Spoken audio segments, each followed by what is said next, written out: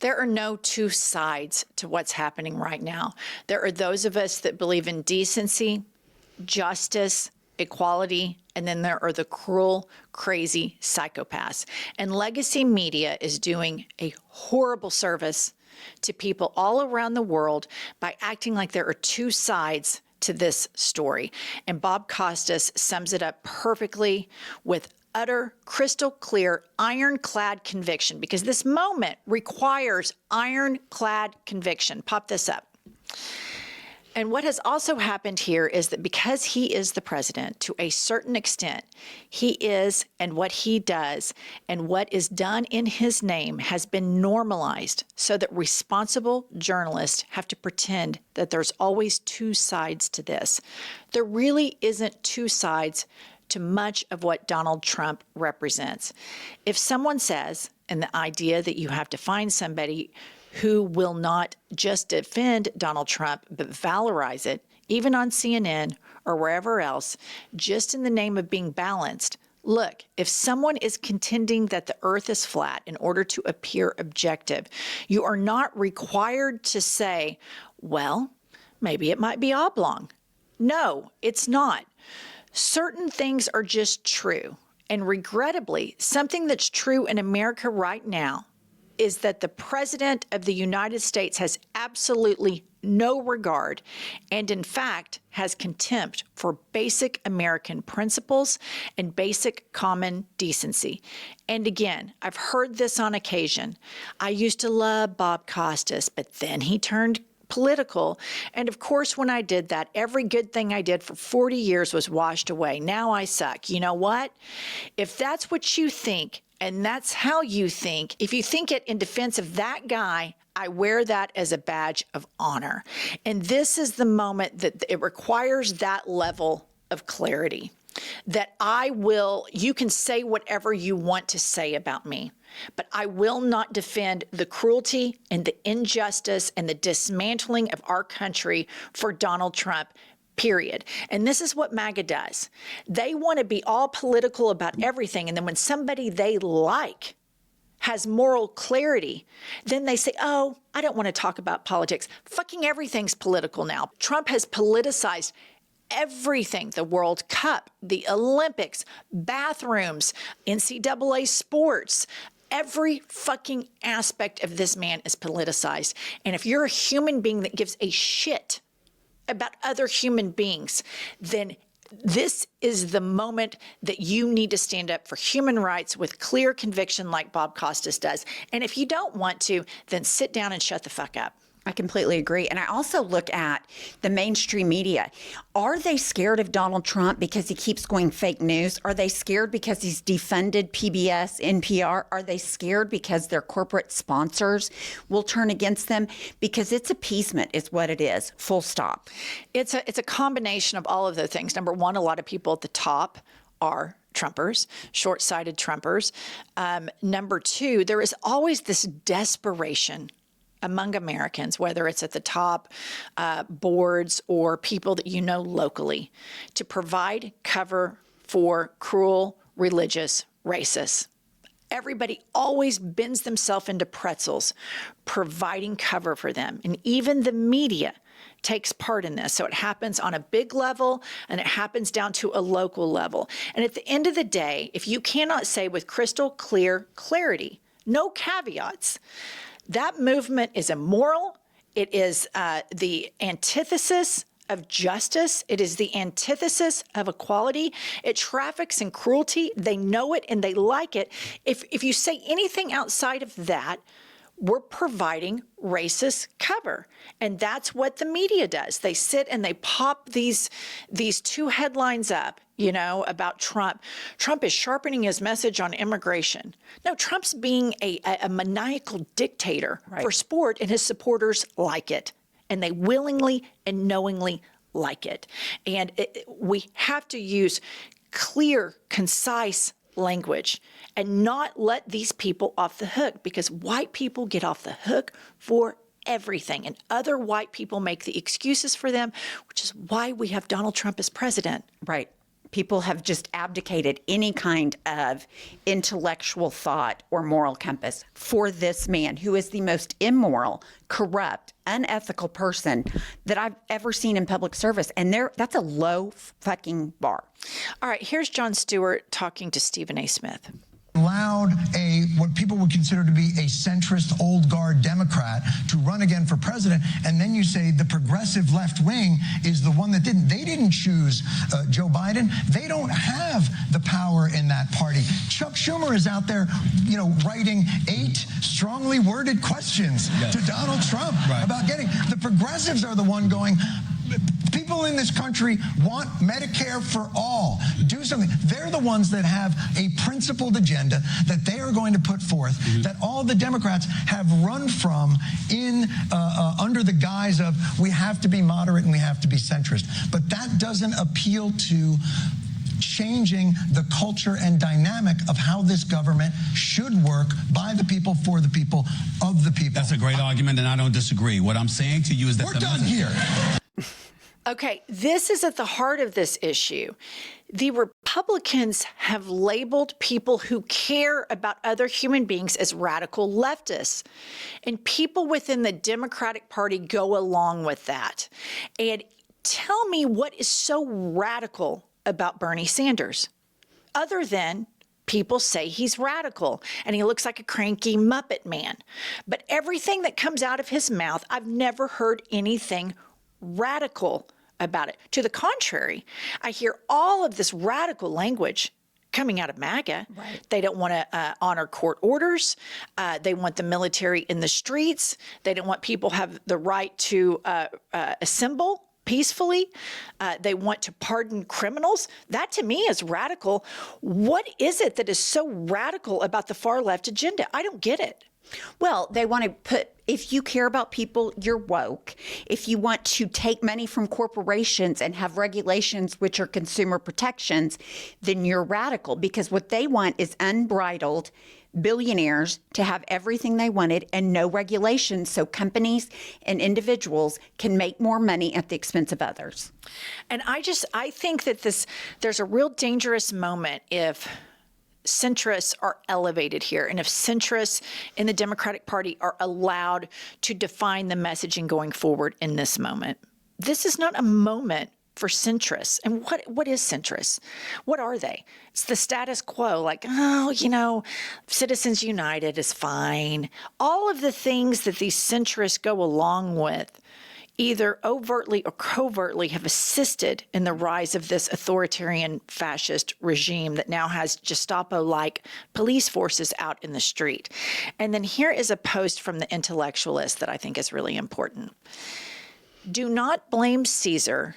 Blame the people of Rome who have so enthusiastically acclaimed and adored him and rejoiced in their loss of freedom. This is attributed to Marcus Tullius Cicero. And this is what Pumps and I talk about a lot.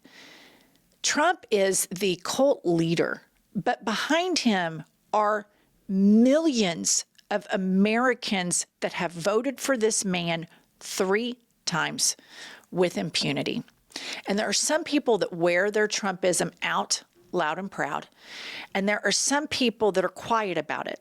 And you and I kind of got into a disagreement yesterday on one of the podcasts. You think these people, these triple Trumpers, believe that they're good people.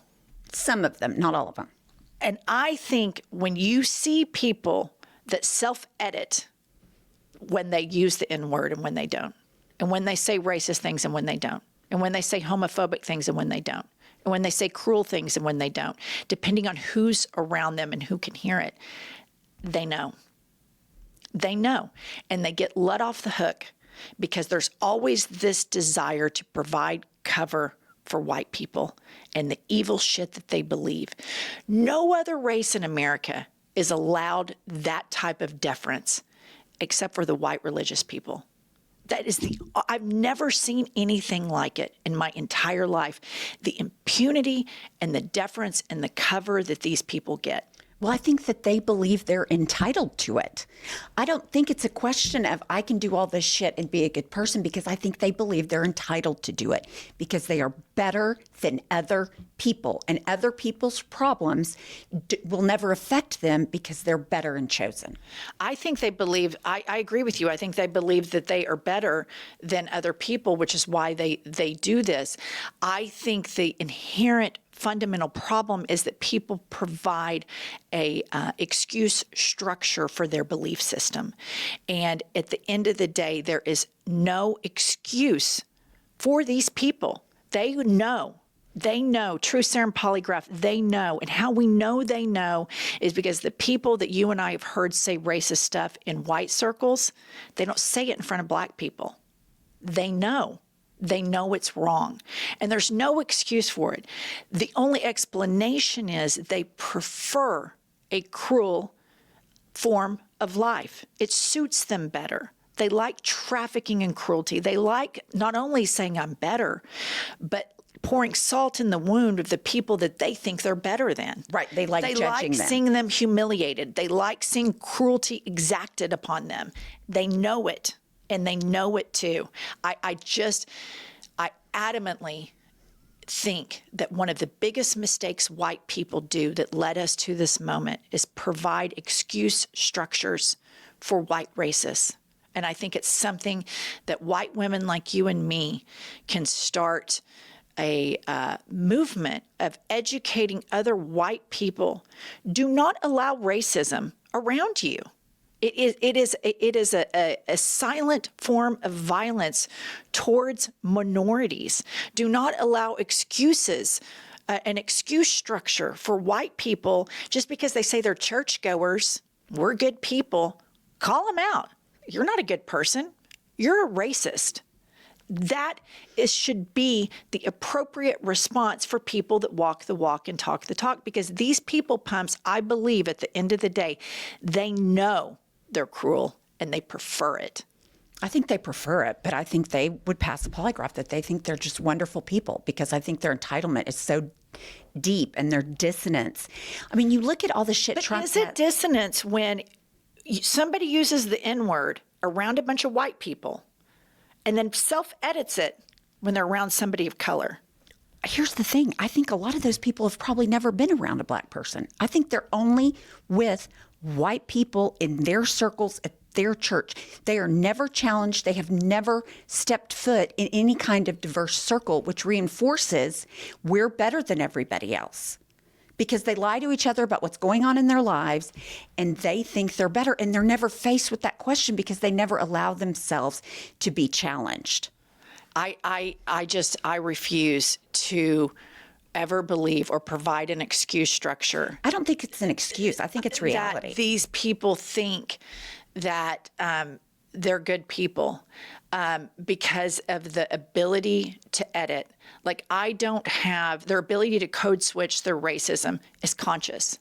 It's willful, and it acknowledges in the brain it's acceptable in this group and unacceptable in this group. Therefore, there is intent in their racism. And I believe that all human beings have the ability to discern what's right and wrong. And the minute some of these white families, have a child that then has a mixed race relationship, and then they have a grandbaby of color, there is always an acknowledgement that, I always kind of knew that was wrong, but now that it's affecting me, I really want to fight for it. People inherently know what's right and wrong. They do. They genuinely do. And I think it's a dangerous precedent to provide any sort of structure for them to execute their racism and their cruelty with impunity. These people know Trump is cruel. They have the same reasoning skills that we have. Are they more indoctrinated? 100%. It's primed them for it. But at the end of the day, truth serum administered and a polygraph, they're flunking, because we all have the same brains that have the ability to do the same reason.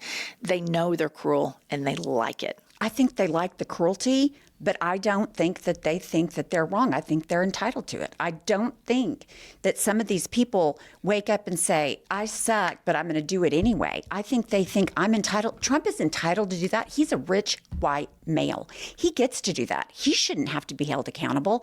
It's the black and brown people that should be held accountable. It's this righteousness and entitlement, and I'm better than you, that I don't believe they have any conscious thought that it shouldn't be that way. I'm not making an excuse, but I'm saying it's more complicated than I'm making the choice to be racist and not say it in front of these people. It is part of how they think. It's the first thing that comes into it. But that's where I disagree with you. If people have the ability to code switch their racism, they're consciously aware of their racism, and they are making a conscious choice to choose racism. If somebody uses the N-word around you and will not use it around other people, they know it's wrong. If they self-edit, they know it's wrong. Otherwise, you would just say the N-word, N-word, N-word with impunity everywhere you went until somebody knocked the shit out of you. But there is a choice at that point to know, oh, I'm in safe company to use this now, but I'm not in safe company to use this here because I know it's wrong. And these people choose wrong over right every day, these white people. And no other race acts this way with impunity, except for this white Christian people, because the whole system has been set up for them. It has. To have these belief systems and to fight for them. You even hear the, what's his name? The Secretary of, who was it? Oh, no, the Vice President of the United States. Right. Fighting for the Confederacy.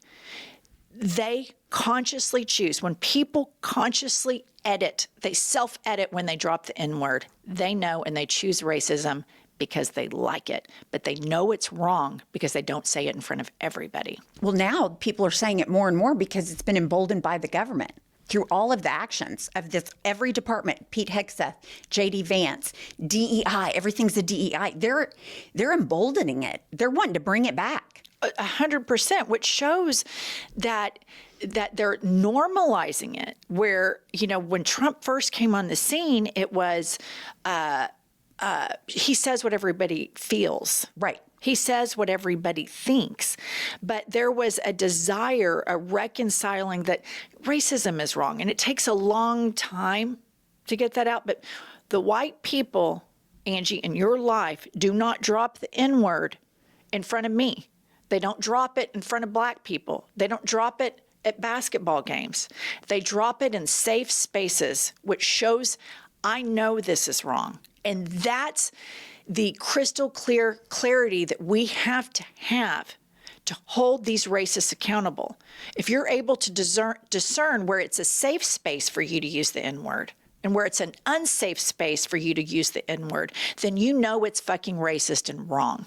And that is the accountability that anti-racists should actively have at all times in beating racism in this country on a person-to-person basis. Otherwise, it will never, ever, ever change. The fact that they can choose when and where to use it shows that they know exactly how fucked up it is. Well, I mean, I agree with all that, but I'm just telling you, that's why you have this backlash to the woke, because they didn't feel like they didn't feel like they could say the racist, misogynist, homophobic things.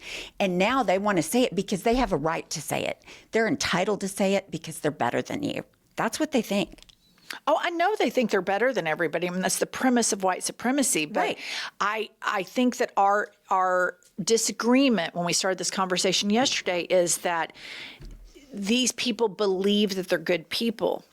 And I'm saying that that is an excuse structure that's been set up to favor white supremacy, to always provide an excuse structure for people to be racist when everybody else on the planet in every other situation is held accountable for being unkind, except for this one specific group. And it's so embedded in American culture to favor white supremacy. That even something like that we allow, they think they're good people because it's too And it's painful not an to excuse, realize. but that's the reality. I mean, we could go round and round until our heads fell off, but they're taught that in their churches. We're better than you. We get to judge you. It's our right to judge you. And they think they're being stifled by not being able to say the N-word or ugly words about the LGBTQ or misogynist, sexist jokes. Yeah, That's that makes sense. That's why this manosphere, because white men feel like they're under attack because they can't grab their secretaries by the ass. I mean, No. That's a very, very valid point. I mean, I do think that there's a backlash, but I think that in when it comes to these white Christian people that vote all of the time, that attend their weekly churches, I think they know they're racist.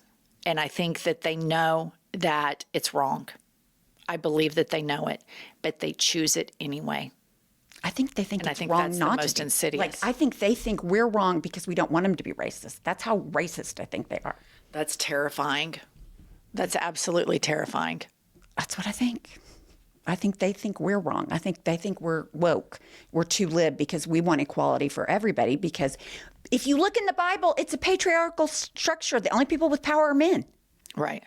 So women, black people, brown people, immigrants, gay people, they're all on the chopping block because they're not white men. I agree. I think we agree on every single point, you and me, in this instance. The one disagreement that I have with you is that these people would pass, if injected with true serum and a polygraph, that they are good people. Yeah. I can't let them off the hook for that because they code switch. They know when to use the N-word, and they would. And they know when not to use the N-word. I know the perfect person to test, but it'll never happen. I mean, I know exactly who we could run this experiment on. Should fail. I don't think she would. She would. Because she would never use the N-word around me. She would never use the N-word at a high school basketball game, ever. And that shows she knows. I think you'd be surprised. I think you'd be surprised. Okay. I think we'll never know. I think we desperately want to believe, because it's painful when people we know are racist.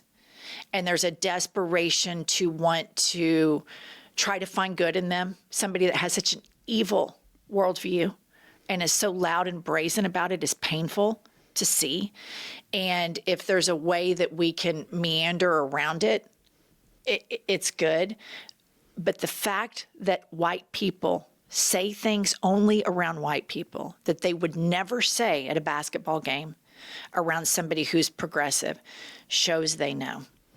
I think we're just going to have to agree to disagree, because I think it comes down to they think they're entitled to it because they're I agree that they're entitled. I believe I believe that. I believe they think they're entitled. I believe they think they're better. I believe they think judgment is the way to go. Our disagreement is if they were held accountable, as all human beings are, and at the pearly gates.